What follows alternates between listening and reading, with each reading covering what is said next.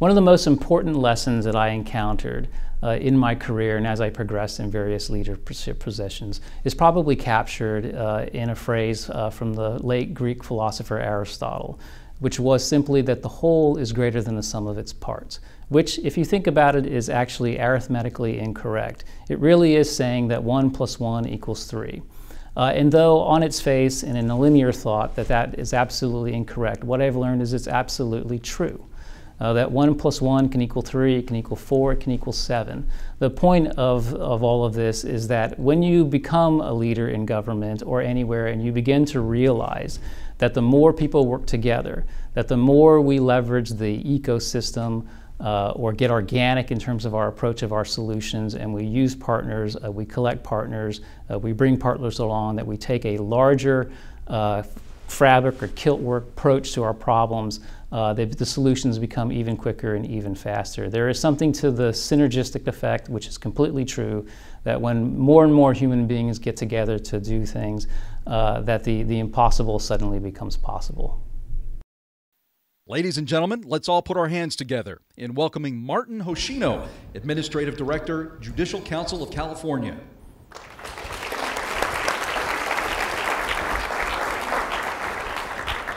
Well, thank you all very much, and good morning. I am really, really excited to be here. It would be difficult to overstate my excitement and a little bit of anxiety. It's not every day that the telephone rings and you're invited to come appear on stage in front of a room full of people and demonstrate your poor math skills. And so by a quick show of hands, who went to middle school and high school between 1975 and 1985? Good, that makes me feel better. That was a period in time where math and science scores dropped through the floor in California. And so it makes me feel in good company. It's really nice to be here. I see a lot of faces that I recognize. That makes me feel good. And I see more faces that I don't know at all, and that makes me feel even better. I wanted to take a moment today to take you on a short walk and to take what I call a new step in an old direction, and to talk and ask questions and walk through some of these questions that maybe we take for granted or we haven't thought about or talked about in quite some time. I want to talk a little bit about why government exists. I want to talk about why we're government employees. And then lastly, I want to kind of talk about why we all come to work every day, and a little bit about the conditions that we all as state employees operate in and work in today. And when you think about the first question in terms of why government exists, it makes you think for a second that there's a common definition that we all talk about, and we talk about it a lot. We talk about public service and what it is and means to be a public servant. But then take another step back and ask, well, why is there actually a public to serve? And then take another step back and think about, well, what exactly is the public? And when you look at typical common definitions, it's a difficult thing to define because we're sometimes using the actual word to define what we mean by public. And the common definition is of or pertaining to the people as a whole, which gets me to my point that I like to talk about and a unifying principle for me that's shaped my career later, which was this notion of the whole always being greater than the sum of its parts. But that public, how did that come to be? And not to get too academic about it, although I did see the previous speaker talk about Plato, there were a number of philosophers in the 17th and 18th centuries that tried to put a framework and a definition about what was going on. Why was it over the course of human history that people were organizing themselves in certain fashions? And they put a name on it called the social contract, which many of you may have heard or remember from early civics lessons and the like.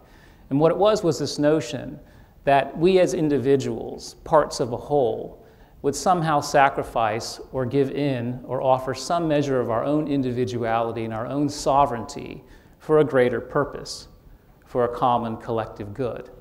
And that was an organizing principle by which society started to form associations, groups, and clubs, and the things that are around us. And it became kind of the foundations of government.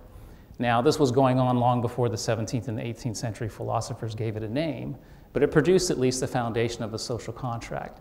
And I think it gets us closer to some of the other questions we talk about then is, why do we work for government? Why do we become state employees? And I think about this more and more lately because I think about the conditions that we're operating in. But ask yourself for a moment. Now, some of us were very lucky. From the moment that we were born, or a young toddler, we knew that when we grew up, we wanted to be a bureaucrat. And those were the lucky few. And it was, man, I want to be the fastest, best paper pusher the world has ever seen. I intend to win the gold medal, the Olympic gold medal in key data entry. And Mom, when I get there, I am going to be the fastest desk jockey that government has ever seen. Now, only a few of us were lucky enough to get to that point. The truth is, some of us were also blessed to know that, hey, there's a higher calling perhaps in life, that I actually want to do some good, that I want to help people, that I want to make a difference. And some of us, it was our family. We were descendants of public servants, either in the military, police force, teachers, and we were the sons and daughters of those, and that became a natural path for us. And some of us were just bobbing along, and it just seemed like a good idea at the time. And it was a decent job with good pay, good benefits, good retirement.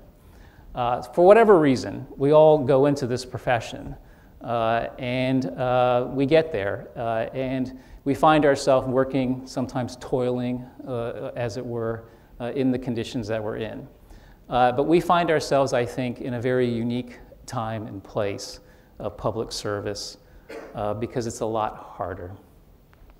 And it seems to me that where we are, that the high calling we all signed up for got a little bit higher and gets a little bit higher, and that we ought to do something about it. And maybe we ought to take a new step in an old direction and re-examine on a regular basis why it is we do, why we came to this and why it is we continue to do what we do.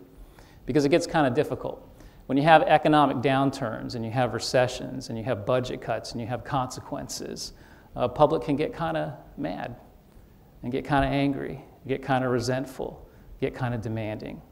And I think the current state of government is where we are, is the truth is the demands on public services are increasing at a rate that is exceeding our capacity to be able to deliver it. And better yet, the public, as well as all of us, don't really want to pay for the capacity that needs to meet those particular gaps, that demand. And so the gap gets wider and wider, and the challenge gets harder and harder. But this is not for me to be resentful or hostile of the public that we all agreed to serve, because the truth is they have every bit of the right to ask questions and to demand more of their government because they bought into the social contract, as you did to buy into the social contract as a citizen, but you doubled your buy because you decided to be one of the individuals in the group and the organizations to make good on and support the social contract. And so it's okay. But it gets even harder and harder because we've got technological forces, economic forces, social forces that are at work, that are rapidly changing our world. And government, stodgy as it is sometimes, is rapidly trying to keep up to meet those particular needs. And we find ourselves in a state maybe of constant change, what some people refer to as a condition of permanent white water. And we're working to innovate and working to change and trying to keep up because we took the oath and we took the promise to go ahead and serve in this particular way. And then we operate in our culture, and let's be honest, it's a little bit me-centric. It can be a little narcissistic at times. The #1 radio station in the world is, anybody know? You've heard this before. It's WIFM, which is an acronym for What's in It for Me. And that's what everybody's listening to. We are Facebooking, we are tweeting, we are hashtagging. How many people have a watch on their wrist anymore? We're all using the iPhone or whatever it is, some kind of technical device to manage our lives. We're all going to lunch. We're all going to dinner. We're going to family events. But are we really at the table talking to each other, or are we texting and tweeting along the way? People now make bets. Put your phone in the middle of the table. The first person who takes it has to pay the bill. And if you're not doing that, you ought to do it.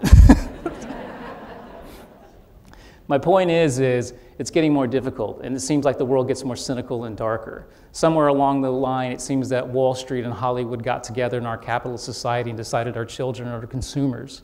They're not the treasure of the nation that they once were. And so we battle against that. And I say all this to you because it means we double up our efforts as public service. We double up our commitment back to the origin, maybe the original collaboration, the original contract, which was our social contract. Maybe that was the first act of collaboration among people. And it's so important today to reconsider and re-examine that. And this is that new step in that old direction.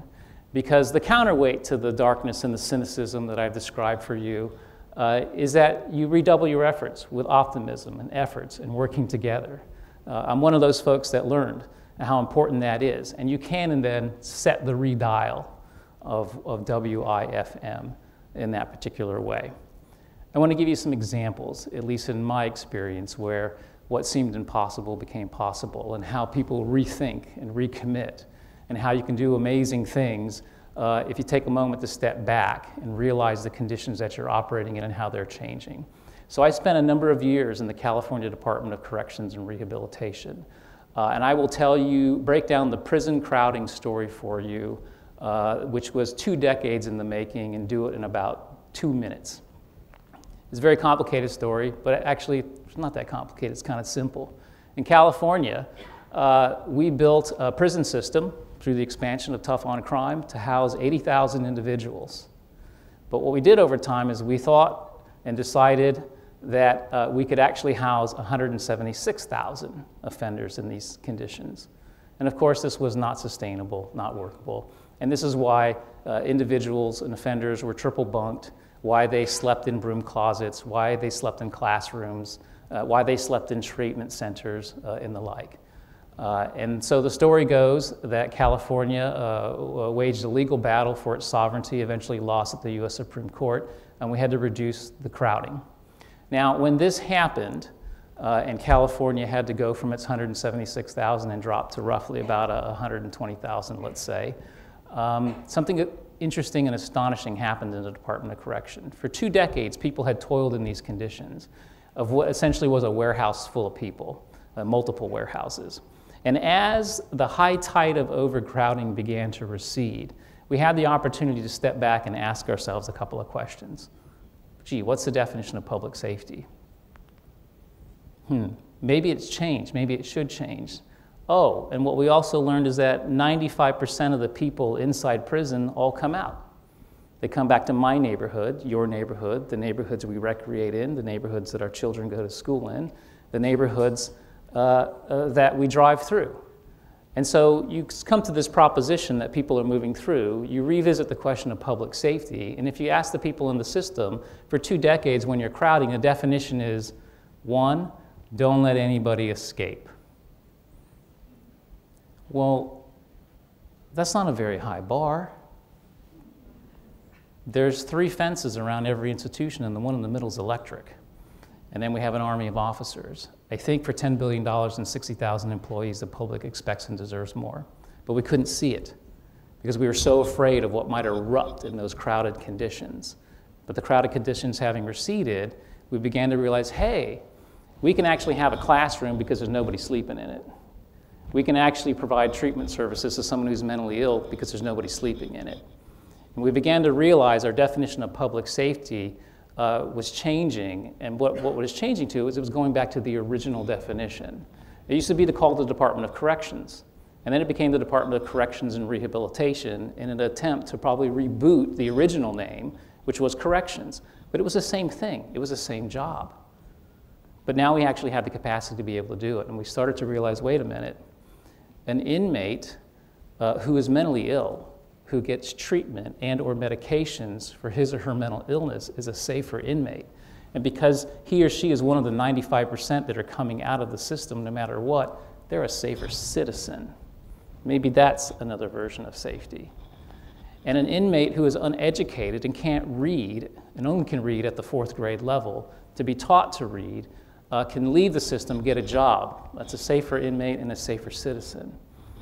That an inmate who is addicted to drugs, who gets treatment, is a safer inmate, then part of the 95% that's released is a safer citizen. And so what we began to learn is that if mental health professionals, drug treatment professionals, teachers, physicians, custody officers, if that they all collaborated and worked together, the world got safer and the mission was accomplished better. And it was hard to see that. Now, the Department of Corrections and Rehabilitation is proud that it's had the 4th consecutive year of decline in its recidivism rates. And it's an example or an illustration in real world that when different disciplines, as we call them, parts or silos, or whatever you describe them, start to cut across and work together, good things happen. And it's happening all around us. The other big lesson for me in that particular stop was in what we call public safety realignment. And for me, it was a very late moment in my career to realize, wow, this all kind of fits together. If you think about it, the vastness, the biggest correctional system in the world for which I would have started, I thought that was just an incredible, amazing thing. But then what we did was we shifted lower level offenders to the local level in California, and I got this late lesson of, wow, that big system with all of those parts in corrections is really just a part unto itself in a larger criminal justice system. That includes sheriffs and probation and district attorneys and courts and lots of other professionals in that world. And that as we shifted this, we had to grapple with the fact that it was one California, but it was 58 counties and 476 municipalities and cities in California.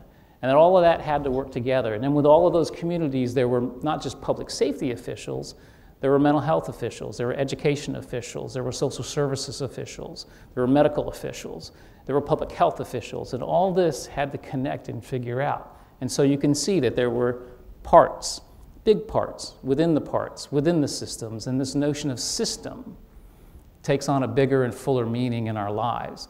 And it pressures on us, or it puts in front of us this notion how it is important to collaborate and work across and figure ways to get across that. And that when you can collaborate and you can integrate, those kinds of things can happen along the way.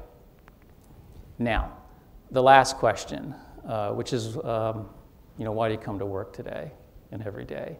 And again, I think some of us bump into the profession, or we knew what we always wanted to do.